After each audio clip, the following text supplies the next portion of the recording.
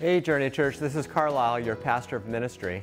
It's hard to believe that summer is already over. Our kids are back into school and we're starting to re-engage the fall season. We wanted to touch base with you about some things that we want you to intentionally re-engage as you get back into Journey Church after taking vacations and things. The first thing we want to tell you about is there's some changes going on in our lobby, so we want you to know about that. On any Sunday, it could be different from the Sunday before.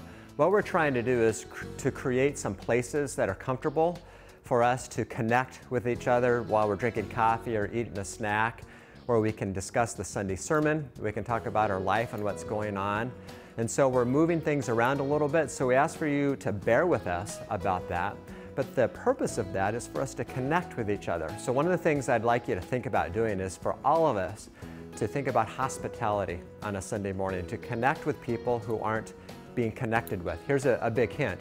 If they're not talking to anyone or no one's talking to them, then those are people you can connect with on Sunday morning. If you'd like to be a part of the hospitality team, someone that greets at the front door or hands out programs or helps with child check-in, then on a Sunday morning, just mark your communication card and someone will get in touch with you to try to hook you up with that team. Also, one of the big things I'd like everyone to be a part of is our journey groups, our small group ministry. I think that small groups are one of the best ways to connect with God and to connect with each other. My wife and I did that 25 years ago, and it made all the difference. It changed our life and even led us into ministry. So on September 11th, that week, we're starting a whole bunch of new groups, a variety of different topics for 10 weeks.